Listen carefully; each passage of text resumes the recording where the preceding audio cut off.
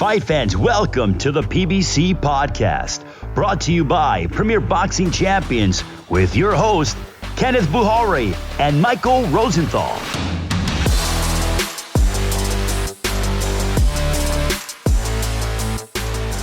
Welcome, everyone, to the PBC Podcast. I'm Kenneth Bouhairie, and he is my partner in crime, the editor of USA Today boxing junkie, Michael Rosenthal. We want to thank you guys for joining us for another week of boxing banter. We've got a lot to go over here. We are inching closer to October 31st, Showtime pay-per-view, as Gervonta Tank Davis and Santa Cruz will square off in a bout with huge implications. We're going to be discussing that a little bit more in next week's podcast, including a full breakdown. And in the meantime, there's plenty of boxing in between as PBC on Showtime returns this Saturday with another great card. We'll preview that in a little bit. We're also going to unveil our updated pound-for-pound list in today's toe-to-toe section. And, of course, there was boxing last weekend, the big lightweight unification where we saw Teofimo Lopez emerge victorious over Vasily Lomachenko in a big upset. And, of course, putting me in first place in our prediction league. We'll also go over that later in the show. But speaking of upset, a lot of folks weren't happy with the judging over the weekend. In the UK, Miguel Vasquez lost a split decision to house fighter Louis Ritson in about some are calling the worst decision ever. And Judge Julie Letterman has been the subject of scrutiny. She had Teofimo Lopez beating Vasily Lomachenko 119-109, which a lot of folks didn't agree with. Mike, what were your thoughts on the judging over the past weekend? Well, first, the big fight, the Lopez-Lomachenko. I scored at 116-112, which is 8 rounds to 4. I thought it was either that or maybe 17-11, somewhere in there. I just don't believe 119-109. That's 11 rounds to 1 reflects what actually happened in the ring. It was one of those scores when you hear that and you kind of go, what? That didn't happen. Where'd that come from? And in a perfect world, no one should feel that way in such a big fight.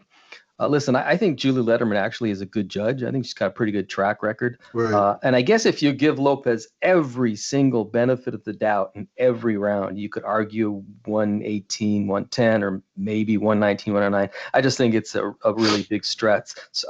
And, as we spoke about off the podcast, the fact is the right guy won. Really, that's the bottom line. Yeah, I tell you what, I didn't see the Vasquez Ritson fight. There was talk that the judge is on the phone. I'm hearing he wasn't. Either way, I think measures need to be taken to ensure that these judges are reviewed. I assume that's what happens. I really don't know what the protocol is as far as judging. Now, with respect to Julie Letterman's 119-109 card for Teofimo, I don't think it's that big a deal. I think the most rounds you can give Lomachenko is 4. In my opinion, I had him losing 9 rounds to 3. She had him losing 11-1. Yeah, I agree. Fans generally agree within a 2-round range. So I'm not too bothered. It's not, as we talked about, as you mentioned, it's not upsetting to me if the right person wins by a margin too wide or too close. It's upsetting when they get it wrong, period. And which they did in the UK. They completely did, which is disturbing. I hope the 119-109 card doesn't detract from what Lopez did, which is basically shut out, the world's best fighter for like 7 straight rounds and then close pretty strong.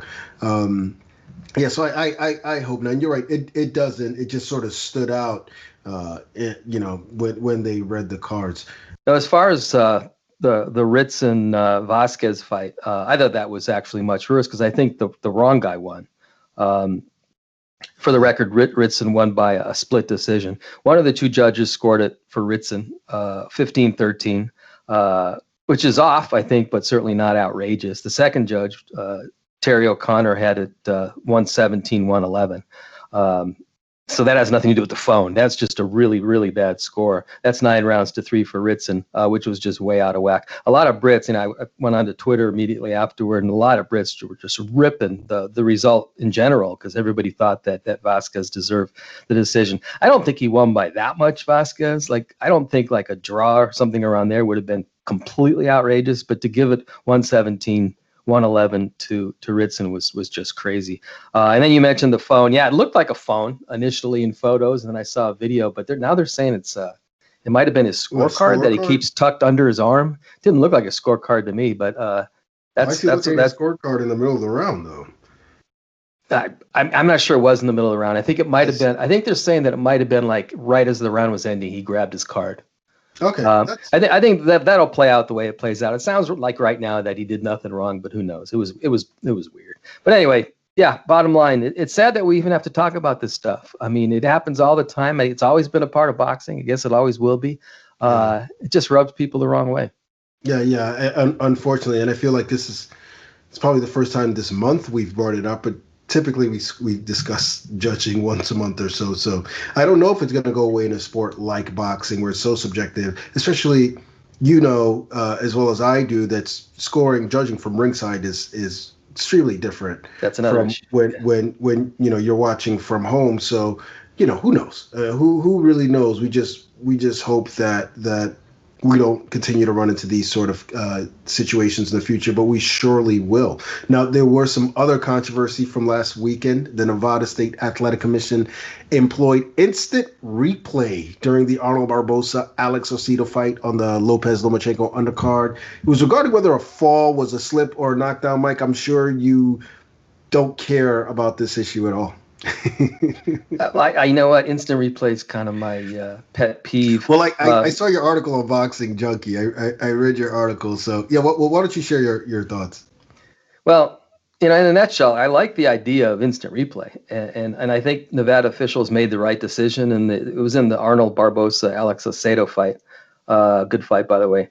So a knockdown was ruled a slip, and then it was corrected as a result of instant replay. Boom, they got it right. The problem, which we've discussed, is that they stopped the action to do it. Right. There was no reason whatsoever to call a timeout. They could have waited until the end of the round to do all that.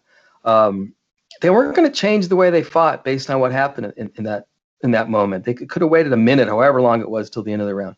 Again, I applaud the commission for using instant replay, but I just feel very strongly that they have to figure out a way to do it without disrupting the flow of the fight. When they first instituted replay about a decade ago, and I had many conversations with Keith Kaiser, who was the executive director of the Nevada State Athletic Commission at that time, and he made it clear we will not stop the action. He said that's not boxing. Boxing is 3-minute rounds. 1 minute rest in between them. You can't change that. There's just too many bad things happen if you start changing boxing that way. Yeah, I wonder what changed. I mean, I wonder what happened and why they feel that it's okay to stop the action now, and why they can't see how this could prove detrimental, to fights in the future. I don't know. I'd be a little bit sarcastic and say they want to kind of follow football and baseball, but I don't think that's it. I think they really want to get it right. I think their heart's in the right place. And you could argue that certain calls could change the way that a fighter fights, could change its tactics. We don't need to go into a bunch of different cases, but you could argue that. I just don't think you should change the nature of boxing to accomplish this, especially when you could have just waited a minute and done everything in between the rounds. You could have made the decision. You could have gone to the corner and say, hey, what we ruled a slip before is actually a knockdown. You guys need to know that. Okay, and then move on with your life. Right, exactly. So hopefully, they've sort of tweak things as they've gone along in Nevada, and I just hope that that's what they do here. Yeah, I'm in agreement with you. And with that, let's move on with the show. We're going to start with the PBC Fight of the Week. This Saturday, October 24th, Showtime Championship Boxing returns with welterweight action. Hard-hitting Sergey Lipinets taking on the undefeated Custio-Clayton in the main event. This is an IBF World Title Eliminator bout, the belt currently held by Division King Errol Spence Jr., and it's going down beginning at 9 p.m. Eastern Time. So with that, Mike, let's have the essentials. Okay, here we go. Lipinets is 16-1 with 12 knockouts. Clayton 18-0 with 12. Lipinets is 4-1 in his last 5 with 2 knockouts. His loss was to Mikey Garcia. No shame there. Obviously, Clayton's undefeated, so he's 5-0 in his last 5, 3 knockouts. Lipinets last fought in July of last year, so it's quite a long layoff. Jair Ensign, he stopped him in 2 rounds. Clayton fought Diego Ramirez on January 28th, stopped him in 8. 71% knockout percentage for Lipinets, 67 for Clayton, 123 rounds for Lipinets, 103 for Clayton. Lipinets is 31, Clayton is 33. Both fight from an orthodox stance. Lipinets is 5'7", Clayton 5'9". 67-inch reach for Lipinets. I couldn't find one for Clayton, which just says something. Not sure what it says, but it says something. Lipinets was born in Kazakhstan. I guess then he lived in Russia. Now he lives in LA. He actually lives in the San Fernando Valley where I grew up. Okay. And Clayton was born in Nova Scotia, moved to Montreal. He was a 2012 Olympian, by the way. Lipinets turned pro 2014, Clayton in the same year. I didn't realize that Clayton had, that deep of an amateur background. I've heard a lot of people say a lot of good things about him. Actually, let me back up a little bit. Before we get into the matchup, Lipinets was originally supposed to face Kudratilo Abdulkakarov. Correct. Abdulkakarov pulled out. He had visa issues and so forth. And so Clayton got the call. Hardcore fans, as I was saying, know this fighter and seem to like him. But Mike, for those who don't, what can you tell us about Clayton, and does he have a shot here? Well, I'd say he definitely has a shot. As I said, he was a 2012 Olympian. He's got a good amateur background. He actually reached the quarterfinals of the Olympics, so he won 2 fights. Wow. So he's pretty good foundation.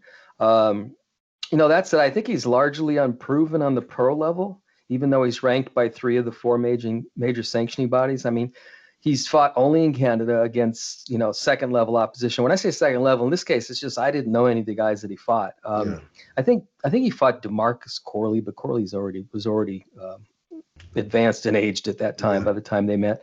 I watched a little bit of video of him. He looks like a solid boxer. Obviously knows what he's doing. He's not particularly fluid. At least that's what I saw. I mean, he fights sort of flat-footed. I think that might bode well for Lipinets and could make for an entertaining fight, kind of two guys that'll actually fight it out. But I think we're going to learn a lot about Clayton on Saturday. Yeah, definitely. And in terms of a replacement opponent, I guess you could do much worse. It could be a test for Lipinets as well. Former 140-pound champ. He looks formidable at 147. We saw that big win against Lamont Peterson a couple years back, but he's facing, I think, a pretty uphill climb to the top of the division. Mike, where do you rank Lipinets among the welterweights? Well, you sort of just said it. The best I can say for him is that he's in or certainly near the top 10. That's no insult based on the depth in the division. I mean, Spence and Porter and Danny Garcia and Thurman and Ugas and Mikey Garcia and Jamal James and Virgil Ortiz, young fighter. I could keep going. I think he's competitive with all or most of these guys, but it's hard to position him above them right now. Then again, this is only his 4th fight at 47. He's done fine so far. If he keeps winning, he'll have a chance to prove he's better than maybe some people think he is. Yeah, I mean, you nailed it. I think he's lower end of the top 10, top 12. Right. And like you said, it's a stacked division, but he is a threat. I love the improvement under Joe Goosen, and we know he has the power. So I think we're going to see him in some big fights sooner rather than later, assuming, of course, he beats Clayton on Saturday night. So with that, Mike, what's your prediction? I'm going to go with Lipinets, the known guy. Nobody's ever going to call him a pretty boxer. That's not what he is. He's a solid boxer, aggressive, durable guy who has experience at a high level. I think he's just going to outwork Clayton, and he's going to win a decision. Yeah, I like Lipinets by a decision or a late stoppage. Either way, I think he's going to win pretty clearly. I expect the fight to be competitive early on, but I like Lipinets' power to wear Clayton down and lead him to victory. Now, some other good fights on the card, a WBA super featherweight title eliminator between Claudio Marrero and Xavier Martinez of Mayweather Promotions. I've heard a lot of talk about Martinez, so curious to see how he does against Marrero, who's a pretty solid operator. Also, the night opens up with what is a very explosive bout between 140-pounders, Malik Hawkins and Subriel Matias. We had Hawkins on the podcast a few weeks ago, and he promises that this fight is not going to distance, and I think most fans agree with him. All right, let's take a quick break and come back with the week in review. Last Saturday, we saw 2 of the best lightweights in the world square off in an anticipated unification match. Vasily Lomachenko, the veteran 3-division unified world champion, considered one of the best boxers in the world, versus 22-year-old Teofimo Lopez, the undefeated brash talented IBF titleist. Lomachenko was a decided favorite going in, as many felt Lopez had bitten more than he could chew, but turns out the reverse was true. Lopez outboxed him and landed the more hurtful blows to win a unanimous decision and an upset victory, as I predicted. A big upset, I may add, based on the reaction to the outcome. Mike, give us your thoughts on what happened. I was surprised by what I saw, not because Lopez won. If you remember, I said that picking Lopez to win wasn't a stretch. I didn't think it was a 50-50 fight, but I thought it was definitely a competitive fight. I was surprised by the way Lomachenko fought and the way Lopez won. Lomachenko did next to nothing for the entire first half of the fight, which was just, let's call it what it was. It was just bizarre.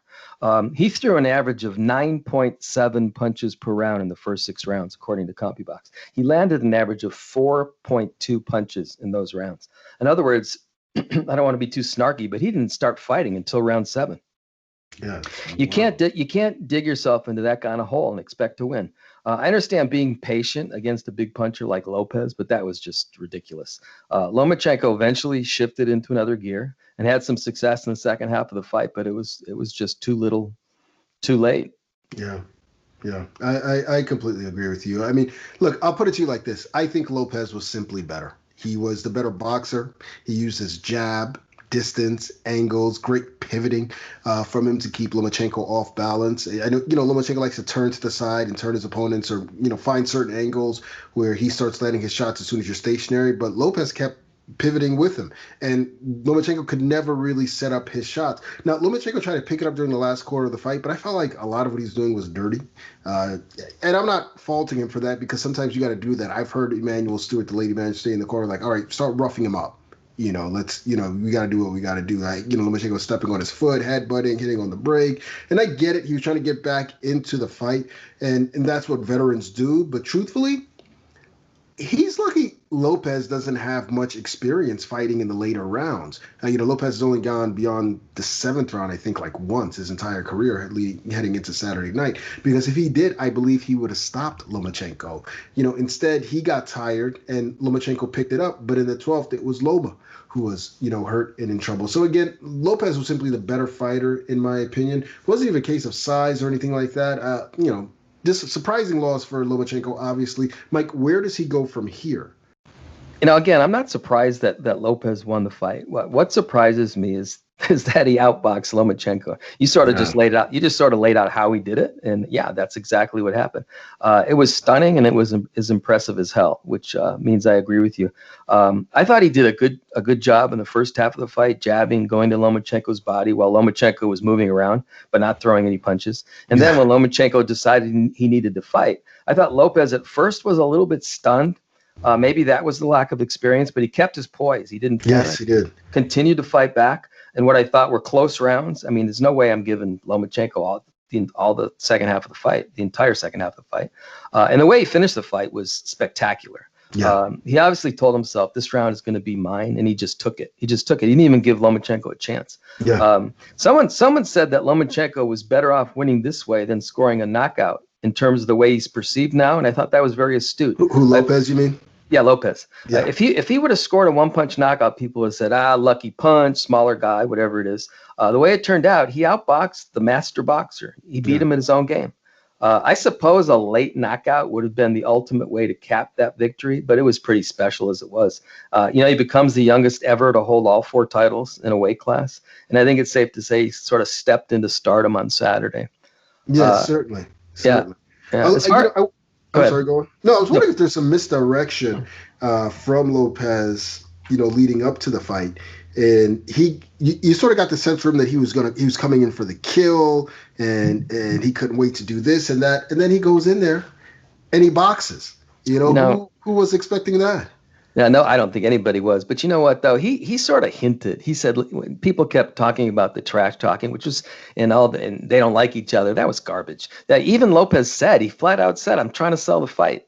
Yeah, he was just trying to sell the fight. He had a plan going into the fight, and he followed his plan. You asked me where does Lopez go or Lomachenko? Sorry, Lomachenko. Oh, you know what? I don't know. I don't think he's going to get a rematch. I don't believe. I think that Lopez sort of dismiss that idea, immediately after the fight.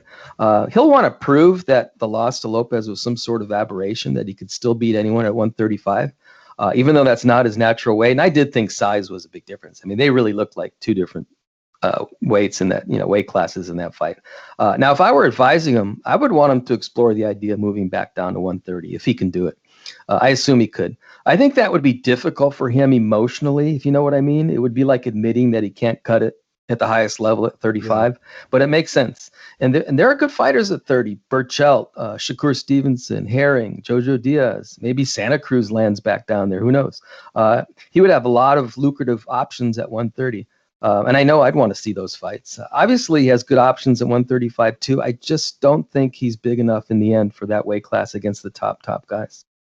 Yeah, I think he should go back down to 130. I don't think he will, but I think he should. I think fighter's going to capitalize on some of the weaknesses he showed in there against Lopez, and it's going to be even more pronounced at 135. Like I said last week when I picked Lopez, and I'm not just repeating that because I want to keep repeating that. Go ahead, I'll have my day. But like I said last week, one of the things I realized about Lomachenko is that he does a really good job of beating opponents before they get in the ring. And he wasn't able to do that with Lopez. Now, a couple of things I want to mention about this fight and about pound for pound list, and just to note, I had Lomachenko fairly high on my pound for pound list leading into this fight. But I do think that this does goes to show you that quality of opposition over the eyeball test. I'm always of the opinion that the boxing fans are influenced by the boxing media, a lot of whom we are beholden to certain promoters and quite frankly rarely think outside the box. So there's just so much groupthink, and at this point, if we look at resumes, I think it's safe to say Mikey Garcia has a better resume than Vasily Lomachenko. Leo Santa Cruz has a better resume than Vasily Lomachenko. Jermel Charlo has a I think this could be a toe-to-toe. I'm not sure I agree with any of that. Oh, really? Well, then we can get into that on toe-to-toe. I mean, you know what? All those guys have good resumes. Yeah, they all do. And I'm not trying to bash the guy. He was rightfully a pound for pounder, and he earned that for some time. But he wasn't a pound for pounder when he was 5-1 or 6-1. Yet he was on, pound for pound list at that time. And now, if Lomachenko retired today, his best win is Gary Russell Jr. What about after that? Who else would he have beaten? So, in the moment, sometimes we tend to look at these guys as all-time greats, and it looks like, this and that. Then all of a sudden they have that loss, and it sort of puts everything in perspective for you. And you look at his resume and you say, okay, well, maybe it's not as good as, we thought it was. And it's not second guessing. It's just that, it's so easy to get caught up in what everybody sees and thinks. And we all agree, oh my goodness, he's great. He's amazing. He's this and that. But then something like this happens and you have to step back. I've seen it happen with Gennady Golovkin. I think you should always step back. I mean, you should always sort of reassess where you're coming from with anybody. I agree with you.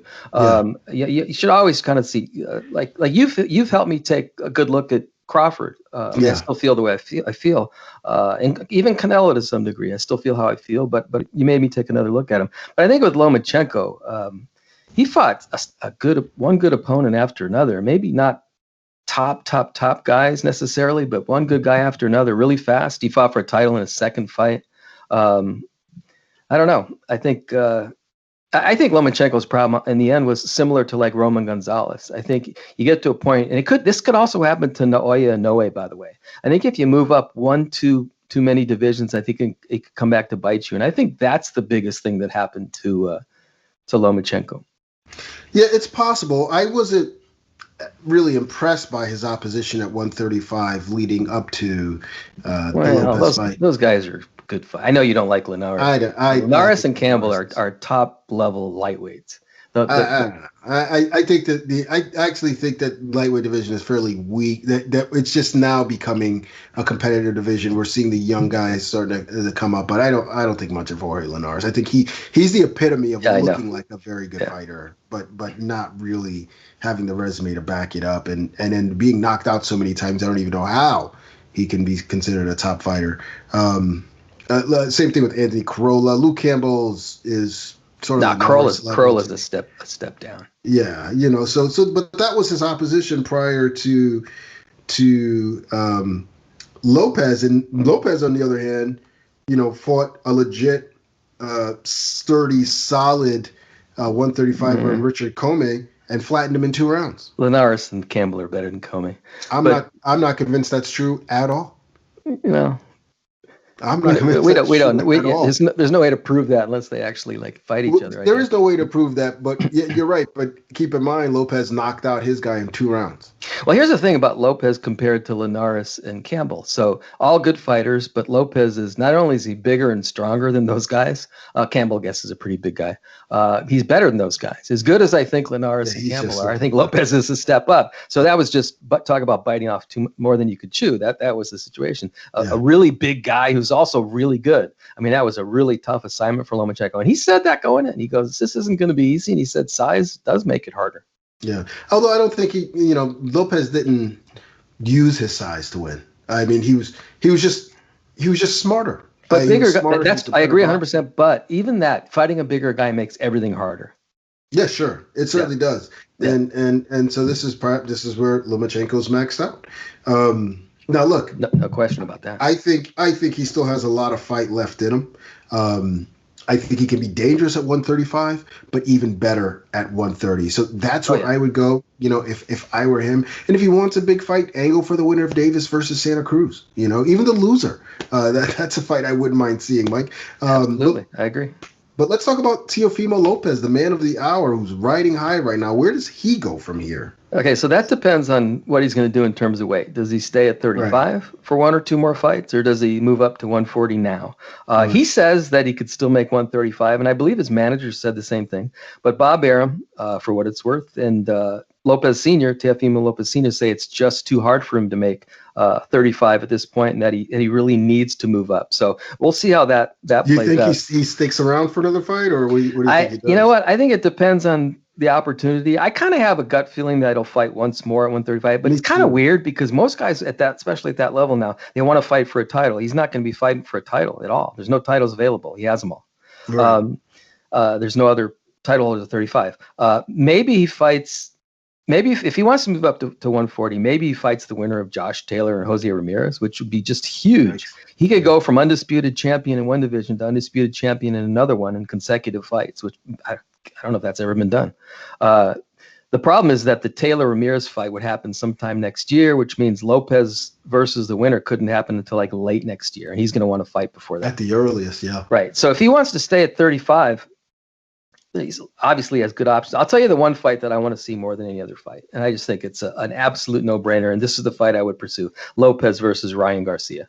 Mm-hmm. Right now, no tune-up fights or whatever. Oscar De La Hoya has already started pushing for that fight. It would be huge. And I'm talking about not only their ability, although I think Garcia is a little bit unproven still at this point, but in terms of how popular they are now and the way they perceive, that would just be really fun fight. Now, a more realistic opponent, and I think this is what he's going to end up doing, actually, is Devin Haney. Yeah. Lopez has mentioned him a number of times. Haney probably deserves a shot at the full title. He's kind of caught in this no man's land with that title below Lopez now. He was below Lomachenko. And I think Lopez wants to fight him. That's a realistic possibility. Although I'd rather see Lopez and Garcia. And then you mentioned Gervonta Davis is a possible opponent for Lomachenko. He's also a possible opponent for Lopez, assuming he beats Santa Cruz. Yeah, absolutely. Now here's the cool thing. After what Lopez did on Saturday, whoever ends up in the ring with him is going to have an enormous audience. I mean, whoever he fights is going to be a big fight. Yeah, I believe so. And there are a lot of good names. There's so many good young names that for some reason I just don't see it happening right away. I don't see the Ryan Garcia fight happening. I'm even skeptical. I don't either, but it's fun to talk about. Yeah, I don't even see the Devin Haney fight happening, to be honest with you. I got a feeling their handler is going to say, look, they're kind of young. We could build this up. Maybe they could meet at welterweight one day. Fortunately, that's how boxing politics goes. Sadly. And I wouldn't advise him to jump to the Josh Taylor, Jose Ramirez winner. I just wouldn't do it. I think I think he still needs more seasoning. I would, try to get adjusted to the weight, and learn a little bit more, because those guys are going to try and take him into deep waters. He may not have the size advantage that he's used to, and they're going to try and take him to deep waters and drown him. So I would take my time before fighting the top guy in those divisions, but entirely up to him. Now, I am firmly back in the driver's seat with the record of 24-5. Mike firmly. Mike drops to 23-6 in second place, where he'll stay. My high boxing IQ was on display. Latest pick last week, and I'm not. That's all I can say. And with that, we'll be right back. Gervonta Tank Davis, young phenom turned undefeated champion. Pound for pound, one of the deadliest knockout artists in the sport. This fight is over! Leo-Santa Cruz, all action, all heart. A 4-division champion who never stops attacking. 2 superstars, 2 styles, 2 titles. Winner take all. Davis versus Santa Cruz, Saturday, October 31st, live on pay-per-view.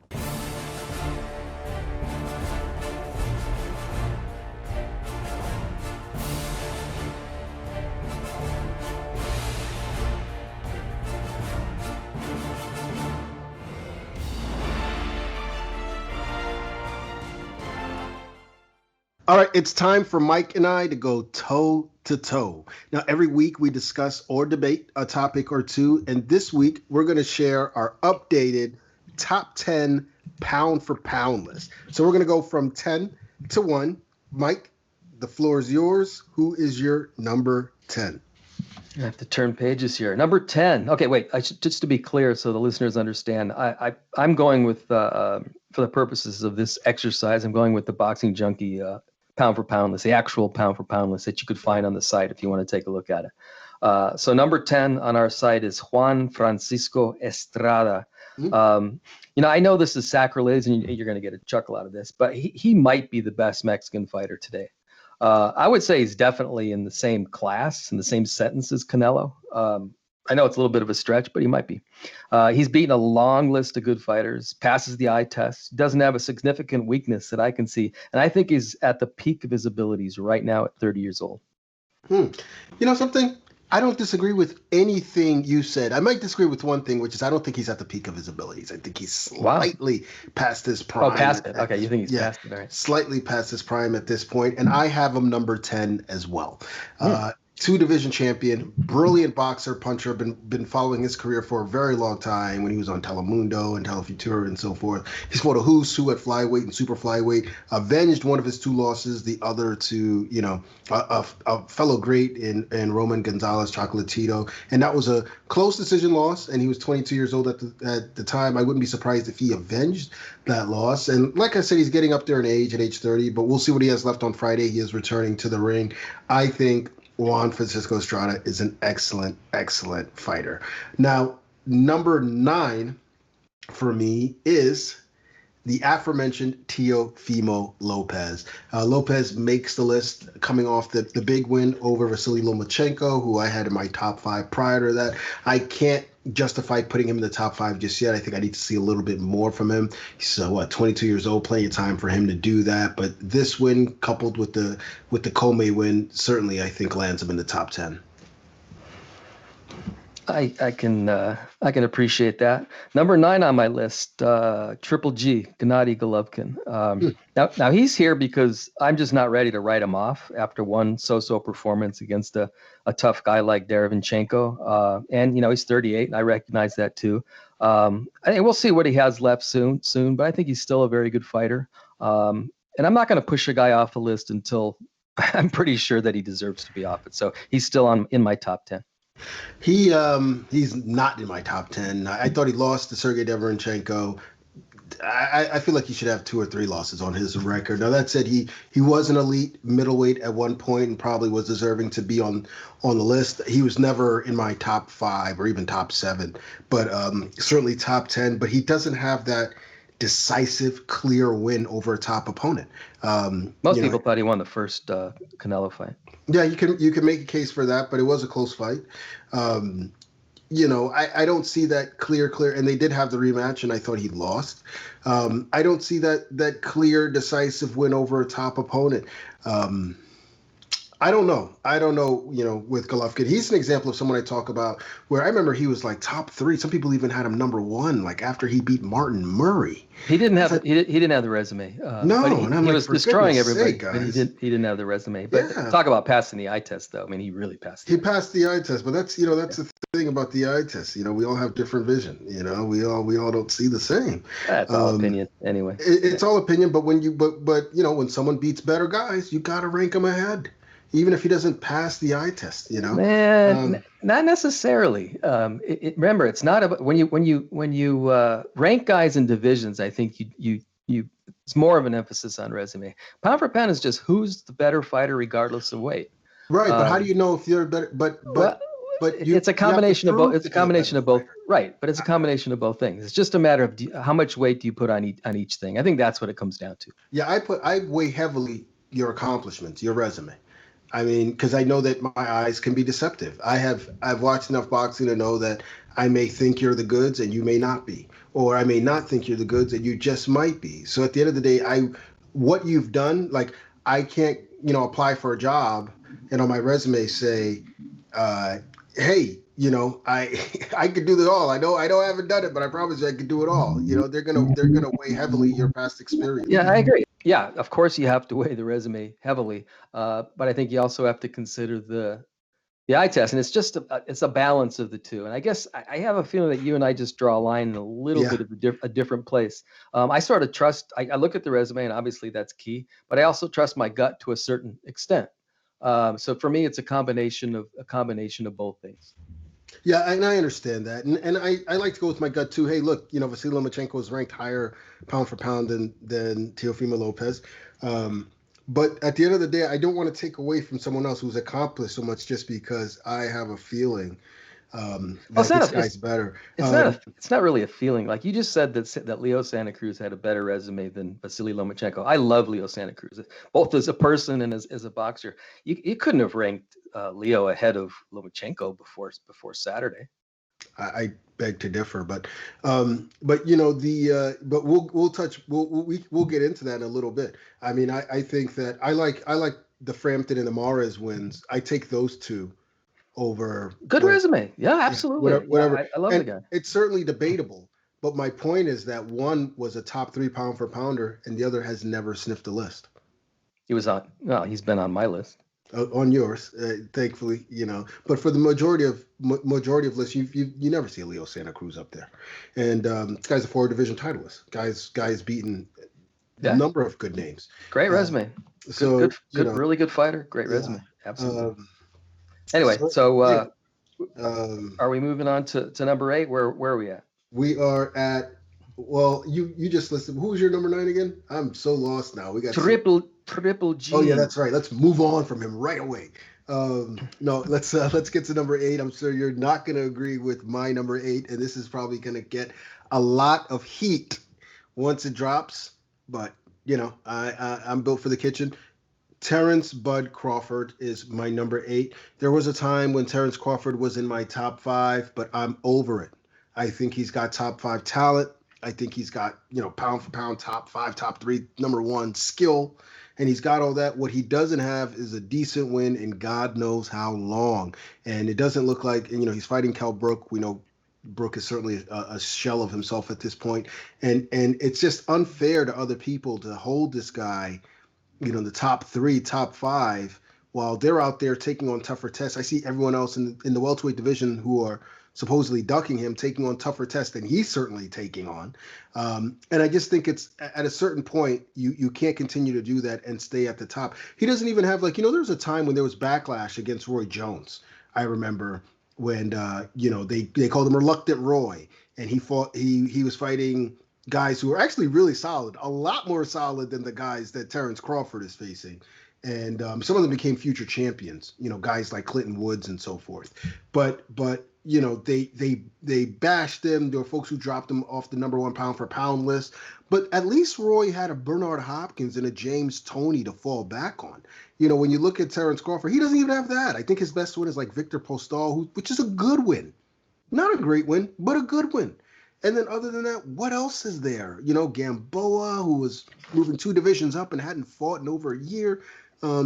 I just don't see it. So even then, I feel like his resume is a tad overrated. But at this point, with the run he's on, I can't justify placing him above the names that I do have above him. Okay, I wouldn't say that you're not making some sense, but here's the thing. It's not about, this is where I think you're going astray, it's not about fairness. It's about who's the best fighter.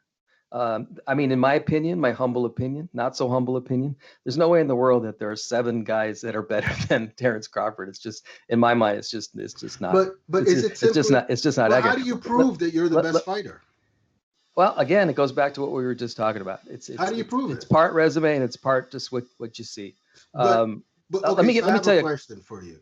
Okay, then I want to tell you a quick story. Okay, go ahead. Okay, so let me put it to you like this: if I knock out 30 cans and do it impressively, and someone else struggles but beats someone way better, who's the better fighter? Well, that you have to decide that. You have to decide that based on what you just said and what you see and what other factors. Let's extrapolate factors enter into it. Let's extrapolate. So then, if I consistently do that while you are consistently beating on the dregs of the division, how can you justify placing me above the other person? Well, I wouldn't call them the dregs of the division, but I understand where you're coming from. Let me tell you a quick story, and I think this illustrates my perspective. So when Mayweather was on one of his hiatuses and Pacquiao was at the peak of his ability, what he was doing, Pacquiao was the number one fighter on the Ring magazine when I was with the Ring magazine, and Mayweather comes back and he beat Marquez, and I'll just say, I don't want to say too much, but we were reluctant to put Mayweather right back number one pound for pound, because listen, Pacquiao had been doing this. He'd been winning. He'd been active. He'd been winning fights. I think maybe we even said he doesn't deserve to be knocked down to number 2. And then years later, I thought about it. I thought, that is just the dumbest thing in the world that we did. Mayweather was, if you just ask us who's a better fighter, of course Mayweather's a better fighter. He should have been number 1. It doesn't matter. In other words, Pacquiao's but the recent resume for Pacquiao wasn't as relevant as what we knew about Mayweather. But you see, the thing about that, what I would say was that there are a lot of people who felt the way when Mayweather immediately came back. But the thing is that it wasn't like Mayweather came back and then he was just fighting mediocre opposition. Right after he fought Marquez, who was number 2 pound for pound at the time, but the hesitation was that Marquez was moving up in weight. Okay, fine. And then he fought the number 1 guy in the division at the time in his next fight. So after that, it was a no-brainer.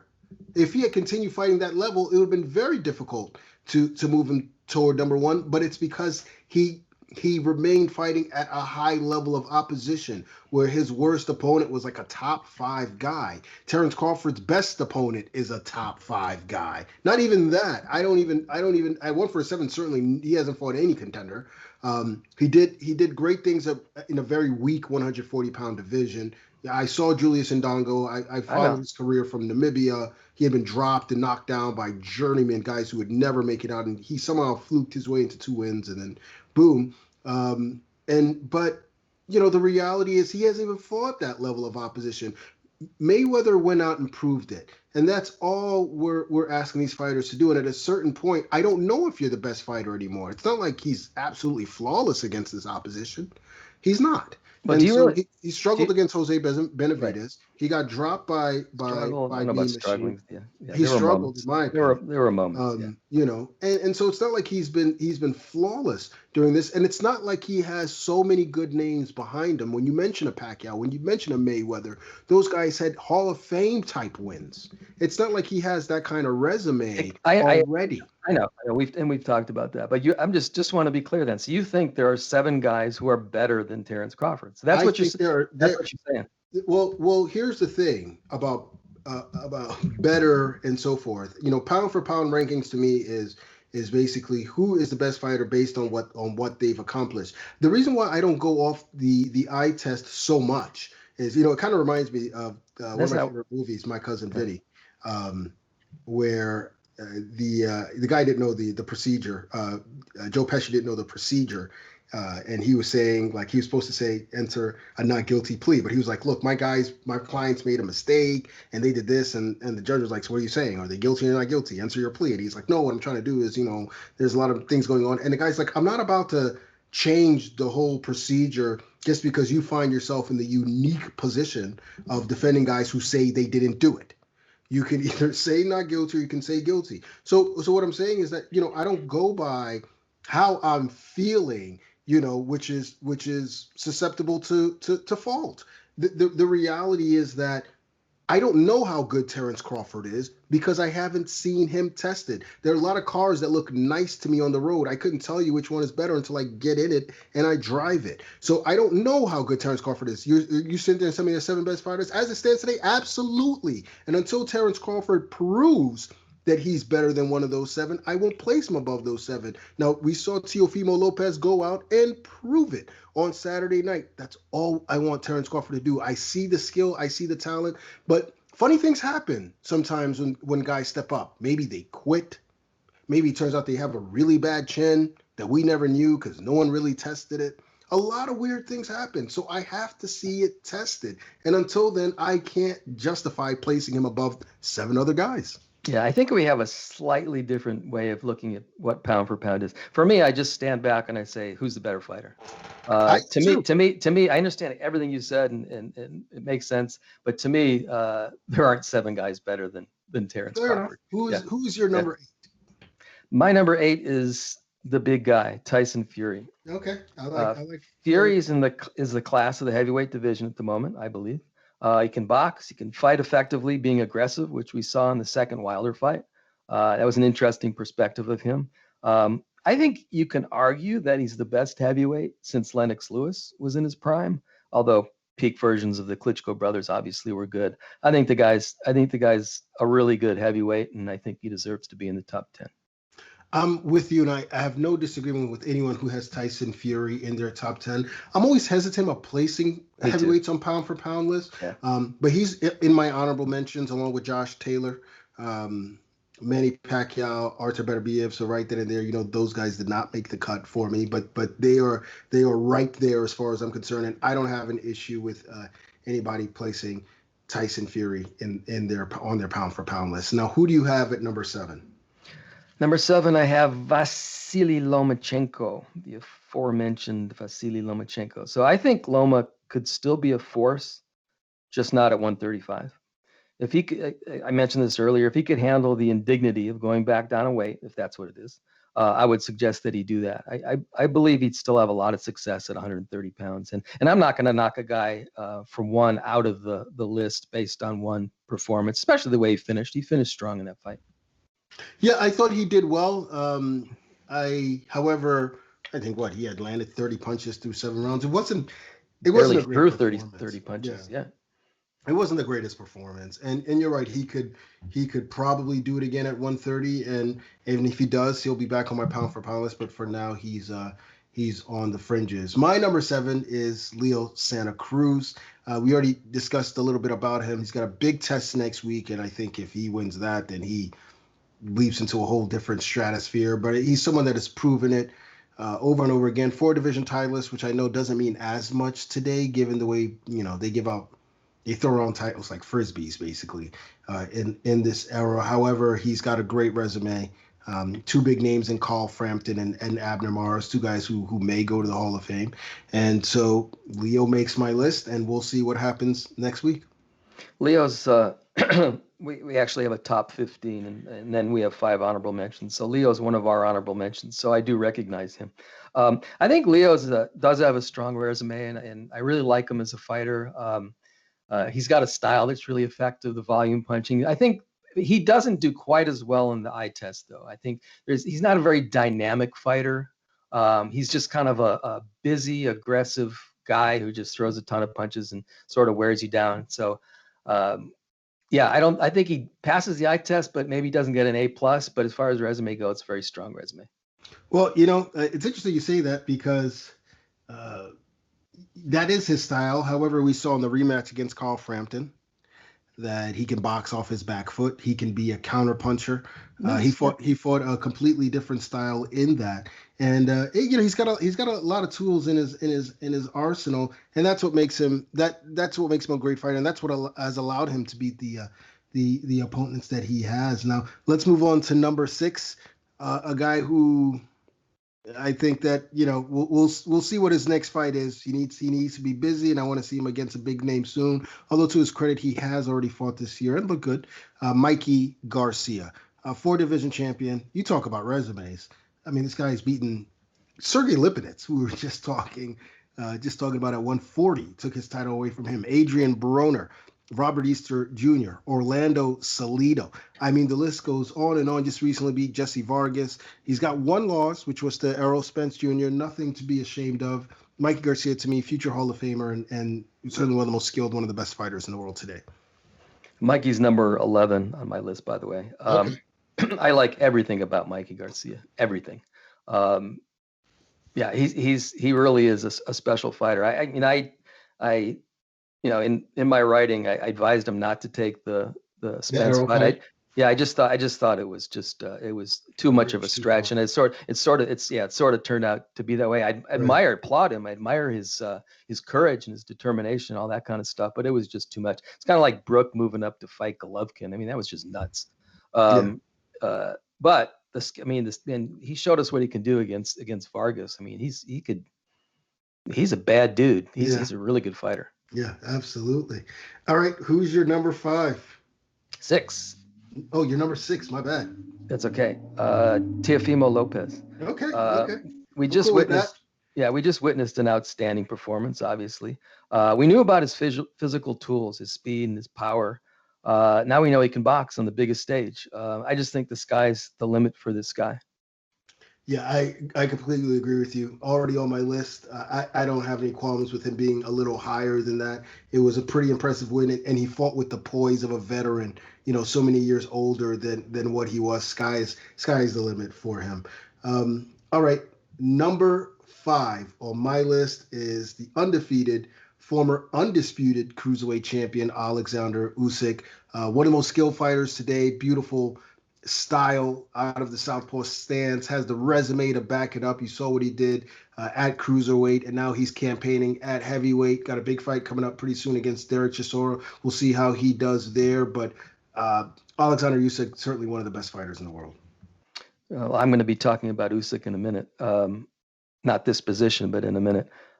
Excuse me. He won the WBSS cruiserweight title and fought and beat a long list of top 200-pounders. Got a real strong resume, just one after another. Yeah, I have a lot of respect for this guy. I think he's too small to be hugely successful at heavyweight, but who knows? He might surprise me. He definitely has the ability. Special fighter.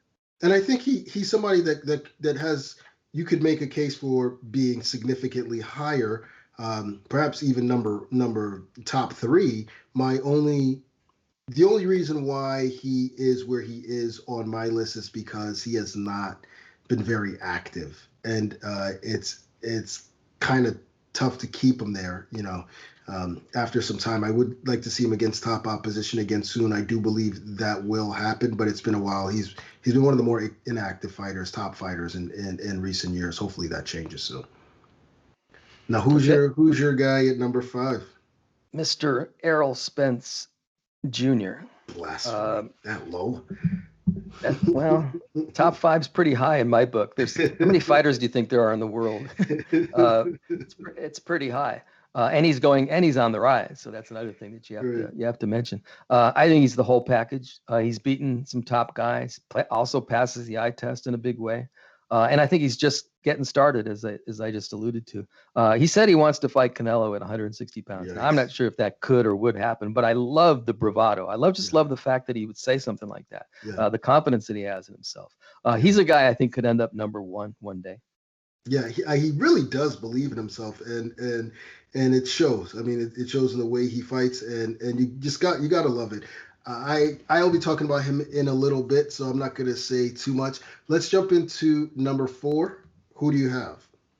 Alexander Usyk. So, okay. We basically just laid that out. I think he's a special guy. It's almost a shame that he's at heavyweight because he's going to be at a big disadvantage against the biggest guys. But if he passes those tests, then holy cow, then I don't know what do you do with him then? Yeah, and I'm a little concerned about him fighting the heavyweights as well, particularly guys like Tyson Fury. That's what I'm saying. Fury and Joshua, a guy that size. Yeah, I just don't know how he could do it, but I could see him breaking guys down. I don't know. I think he's David Haye. I think he's good enough to win a title if he fights the right guy, like a Joseph Parker kind of guy, if something along those lines. I think he's David Haye. Maybe a guy like Tomas Adamic was a pretty good heavyweight, just too small. Yeah. A guy like that. Yeah, it's a good point. Although, to be fair, and Adamic was at light heavyweight, wasn't he?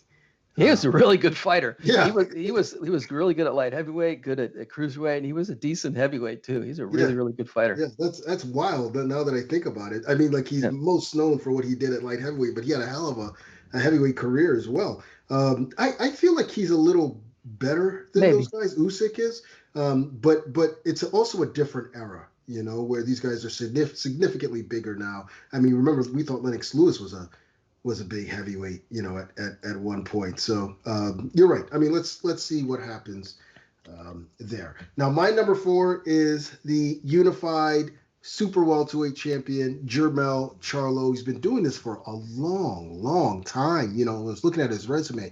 The kind of guys he beat as a prospect were impressive, let alone what he's done lately. He's beaten the who's who of 154 pounders. I think at this point, he's making a serious run at being considered one of the greatest 154 pounders ever. He's still got a ways to go, but he could be when it's all said and done. And he has earned a spot in top 5 on my pound for pound list.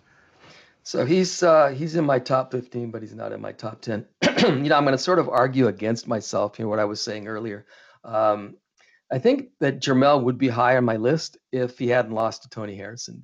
That was a step backward that I think he's still, in some level, climbing back from. But I just love what he's done recently. In terms of the eye test, he could be top 5 just from the eye test. I guess I docked him because of his loss, and I need to see 1 or 2 more before he climbs higher. But just mad respect for him. He's just what he's done lately is amazing. Yeah, I think his resume is impeccable, and I don't know what more he could possibly do or who he could possibly beat. But he's just a terrific disciplined fighter, and certainly one of the most fun people we've had on the podcast. So bonus points to him for that. Let's move on to your number 4, or number 3 is it? I'm number 3. I'll give you my number 3. It's Naoya Inoue. Okay. Absolute beast. Titles in 3 divisions, passes the eye test with flying colors, just beats people up. The only catch for him, he might have a ceiling because he shouldn't move up too much higher in weight.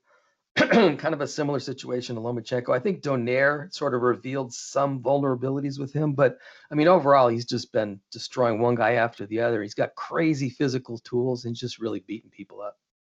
Yeah, I think he has a strong case for number 1 pound for pound.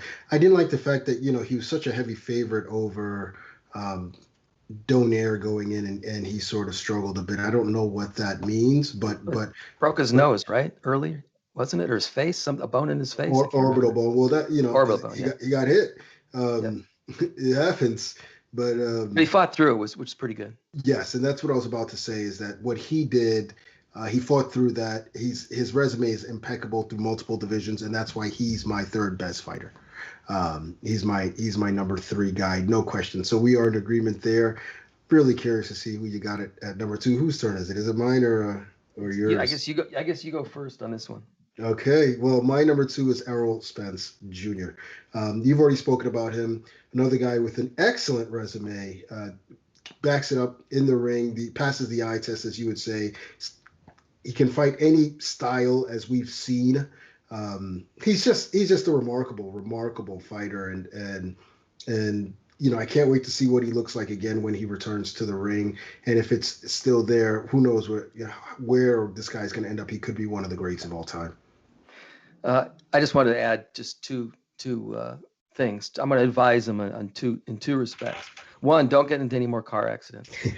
And 2, he's got this thing where he fights in the style of his opponent just to kind of prove that he can do it. I wouldn't advise him to do that. At some point that's going to backfire, but it's all there. Like I said before, it's all there for him. He's got it all. I won't be surprised at all if he ends up number 1. Yeah, for sure. And yes, you're number 2? My number 2, Mr. Canelo Alvarez. Oh, I don't think Canelo is as good as Crawford, or possibly even a few other guys on this list. Like, for example, you mentioned that you can make a case that Inoue should be number one. But listen, Canelo takes hard fights, like one after the other. I admire him for that, and he's consistent. He wins. He's benefited from a few decisions, but I can't argue with what he's done. He wins fights. You got to give him credit for that. So, really good fighter, number 2 on my list. Jeez. Are you saying, oh, geez, because now you know who my number 1 is? Yes. Oh, okay. That's what I thought. I just want to make sure that it wasn't just about Canelo. Well, there's the fact that he's number 2, but you know what? There's nothing. I mean, look, yeah, you got him number 2. I can't really argue with that. I think he's proven himself. But why don't you tell us who your number 1 is? That's yours. My number 1's obviously Terrence Crawford. Now, part of it, let me throw one thing into the Crawford conversation. Part of it is the process. He was number 2, and in my mind, he hasn't done anything to demote him. So if the number 1 guy drops down, then you have to at least seriously consider the number 2 guy to be number 1, right? Okay, so that's part of it, and I really believe now that he's the best fighter in the world. Yeah, I don't know. You know, I've already said what I had to say about Terrence Crawford. I see the skill. I do have question marks. I do. I'm not completely convinced. Saw him hurt against Gamboa. Saw him rock against Me Machine. I keep thinking to myself, well, what would he do if Keith Thurman decked him with that right hand? I don't like he tends to get emotional during the ring at times. So I don't think he's part of his strength, though. It depends on who he's fighting. You know, if you I love his mean streak. I love his mean streak, for example. You get emotional there against a Sean Porter, that might work against you. You know, so I think that he's able to get away with a lot of those things because of the level of opposition he's fighting. I don't want to knock the guy. I think the guy's a special fighter. I really do.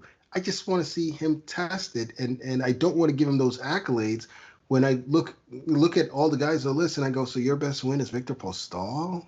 But again, this goes back to our conversation earlier. Me, everything you're saying, he doesn't have as good a resume as some guys, but I'm just trying to, this is what I tried. I'm just trying to stand back and I'm going to ask myself, who's the best fighter? And I just watching these guys for over a period of years. I mean, he's just, to me, Lomachenko was until Saturday.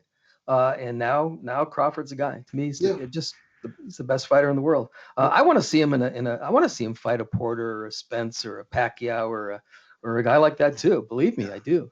But I think, and I'm not alone. I think there's other people, some other people out there who think he's the best guy and the best fighter in the world. I think that list is slowly dwindling at this point, just because it's hard to justify. You just have to say who's the best. Well, you have to justify why someone is the best. You know, it looks good, man. I could. You know, we got to see it tested. You know, it looks good. You know, I've seen a lot of dinner plates that look good, and then I take a bite of it, and I'm like, what is this crap? You know, so it's bloody inside, or who knows? But I get it. You know, and I think a lot of people do feel that he's a special fighter. Certainly, I feel that he's a special fighter. I just want to see him tested. And at this level, where we're talking about the best of the best, to me, what separates you is what you've been able to accomplish. Now, certainly he does have accomplishments in terms of winning titles and so forth, but that doesn't mean much to me. Right. Me neither. And I mean, look, he was undisputed so at 140, so I don't want to dismiss entirely what he's accomplished, but to me, it's more so what he's done. And Terrence, if you're listening, please. Yeah. Let's get you in there. You know, really. You know, I think one of the biggest shames that I could possibly think, not a shame like in somebody's doing something shameful. It's just a shame that it isn't happening. It would really be a shame if he retired and never fought a top guy, because then people would be talking like you, like forever. Well, he doesn't care, and I've heard him say many a time. Man, he might be trying to justify his own resume or something along those lines. Well, he doesn't have to, because you know, if you got him number 1. And he says stuff like that. He says, well, hey, look, you know, I'm a Hall of Famer already. I'm this and that already. I've already done this and that. And it's like, yeah, well, you know. He might be trying to convince himself. I think so. He should be upset over the fact that he hasn't fought. I would hope top welterweight. Right, I would hope so. I mean, I think all of us were disappointed when he flat out said he wasn't interested in a Sean Porter fight. I don't think it's fair to say, well, I'm gonna take on just whatever comes my way unless I get this one fight.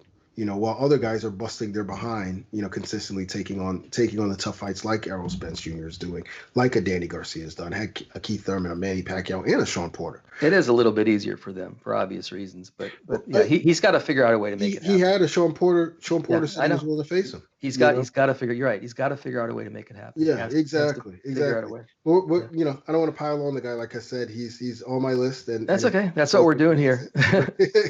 We're here to pile on guys. So I think I know who your number one is. Oh, I mean, it's a no-brainer. It's the consensus number one.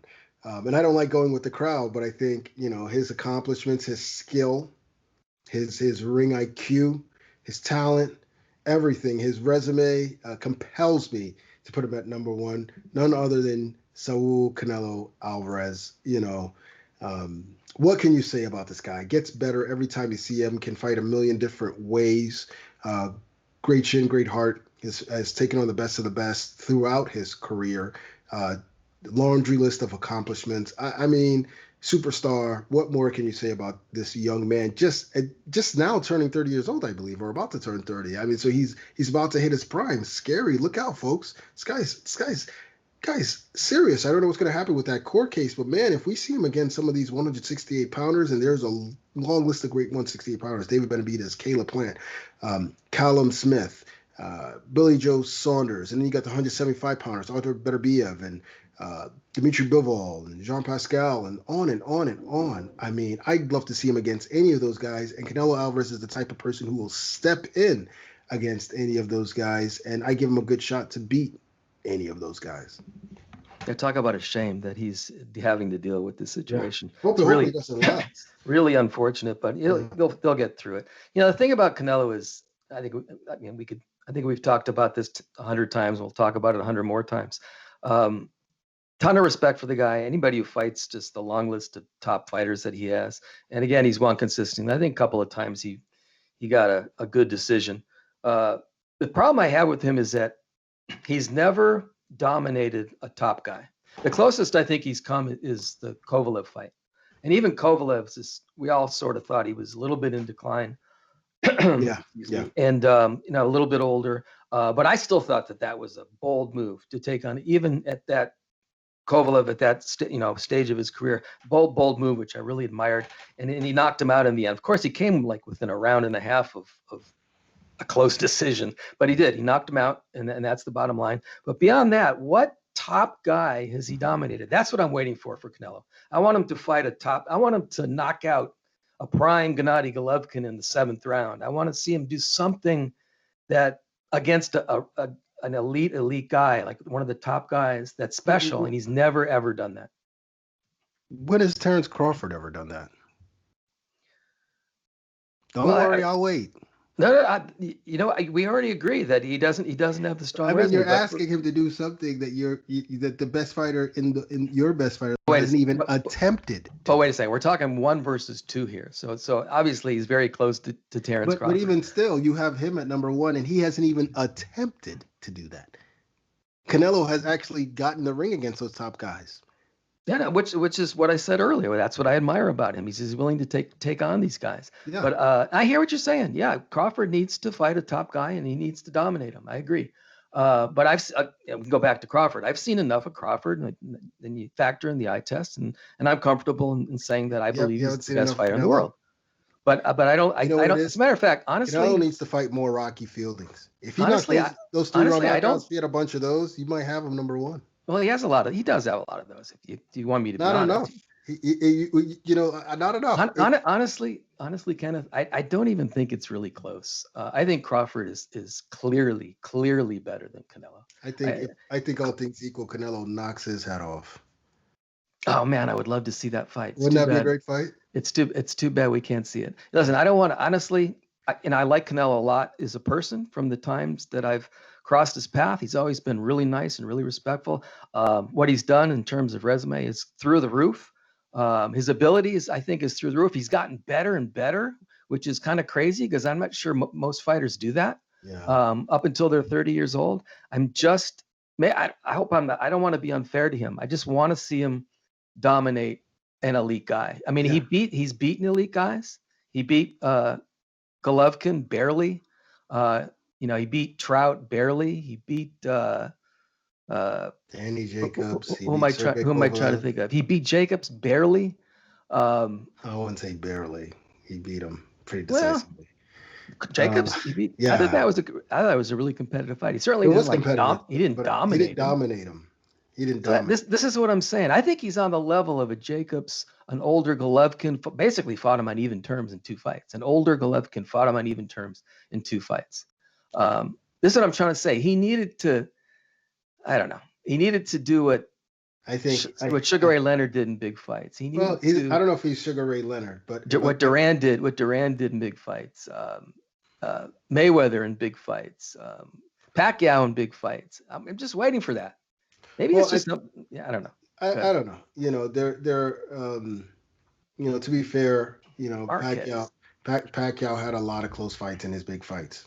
But he had, of course. But look at what Marquez did to Pacquiao in the last fight. I mean, that was spectacular. That was he did something. It took him 4 tries, yeah. Right. But he did it. If we see a third Canelo Golovkin fight, I have no doubt that we'll see something like that. The reason why is because I think Canelo took a lot of starch out of him in that rematch. I agree. But I look, it's 2-1, like you said, right? So. At the end of the day, we're quibbling over one and two. Right. Yeah, you could argue that I should. Well, in my case, I have Crawford much lower, but in any case, these are 2 of the best fighters in the world. We can certainly agree with that. I expect we'll get a lot of feedback about our list here, so I can't wait. And it's really not too different. I think we all recognize who the best fighters in the world are, and again, we'll see how. It all pans out. We'll see what they do next time we see them in the ring, and who knows how that makes us, move things around yet again. It's always a fun discussion, isn't it? Oh, for sure. I love this discussion. We should probably do it quarterly. That's what I'm thinking. Or when things get shaken, things get shaken up. Shake it up. Well, it could get shaken up we got, it could keep happening. Right. We got how many guys on this list are fighting? Soon. Spence's fighting soon. Inoue's fighting soon. Usyk's fighting soon. Santa Cruz is fighting soon. Crawford's fighting soon. Estrada this weekend. So who knows? These things could shake up fairly quickly. So we'll see how it all pans out. And with that, it is time to close out this week's show. Now, as a reminder, PBC returns on SHOWTIME Championship Boxing this Saturday, October 24th, with a triple header headlined by Sergey Lipinets versus Custio Clayton in a welterweight title eliminator. Also, you guys can like and subscribe to the PBC podcast on iTunes, YouTube, Stitcher, Spotify. Pretty much anywhere you can find a podcast, you can find ours. Be sure to check out next week as we break down the October 31st SHOWTIME pay-per-view headlined by Gervonta Tank Davis versus Leo Santa Cruz. You don't want to miss our breakdown and much more right here on the PBC podcast.